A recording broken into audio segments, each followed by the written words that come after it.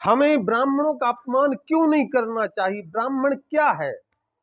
कहा देवाधीनम जगत सर्वम मंत्राधीनम च देवता ते मंत्रा ब्राह्मणाधीनम तस्मात् ब्राह्मण देवता।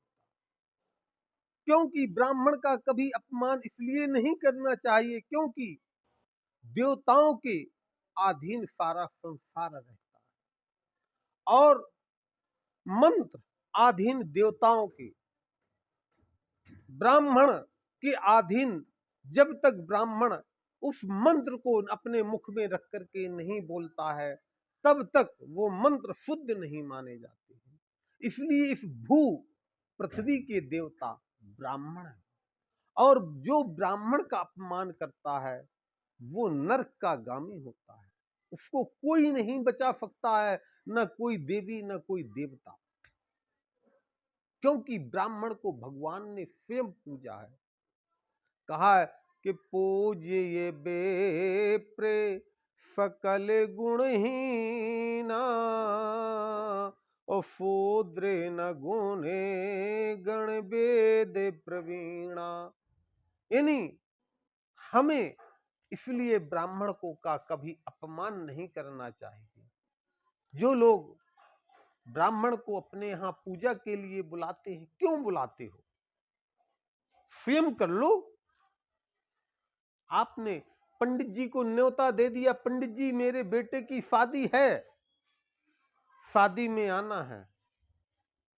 पंडित जी शादी में यजमान के यहां गए, रात्रि भर एक ब्राह्मण ने तुम्हारे यहां वेद मंत्रों का उच्चारण किया है, तुम्हारे जोड़ी अमर रहने के लिए, सौभाग्य के लिए कामना भगवान से कामना की, और जब उस ब्राह्मण का दक्षिणा देने का समय आ गया तो आप मुंह मरोड़ने लगते हो। स्वयं काम करो अपना। क्या ब्राह्मण तुम्हारे यहां जबरदस्ती आता है? जब आप बुलाते हैं तभी ब्राह्मण आपके यहां जाता है और कर्म कांडी अपना कर्म करता है, पूजा कराता है, वेद मंत्रों का उच्चारण कराता है, आपके बच्चों की शादियां कराता है। और जब दक्षिणा का समय आता है, ब्राह्मण जब अपनी दक्षिणा मांगता है तो आप मुंह टेढ़ा करने लगते हो, 500 दिखाते हो, 1100 दिखाते हो। अरे मत बुलाओ ब्राह्मण को, अपने हाथों से कराई कीजिए। ब्राह्मण रात्रि में बैठ करके, सारी रात्रि बैठ करके वेद मंत्रों का उच्चारण करता है और तुम्हारे शेष की कामना करता है। और जब उसका समय आता है तो क्या कहते हो? ब्राह्मण क्या तुझे अपना घर दे दें? हैं? ऐसे शब्द बोलते हो उस पंडित को, ऐसे महान शब्दों से संबोधित करते हो। अरे शर्म आनी चाहिए। आज के समय में मैं ये देख रहा हूं कि कुछ ऐसे लोग हैं कि वो कथाएं करने लगते हैं एक चंद्र पैसों के लिए। कुछ ब्राह्मण बन जाते हैं चंद्र पैसों के लिए। क्या है? क्या आप अपनी जाति में खुश नहीं है? जिस जाति में आपने जन्म लिया है क्या उसमें आप खुश नहीं है?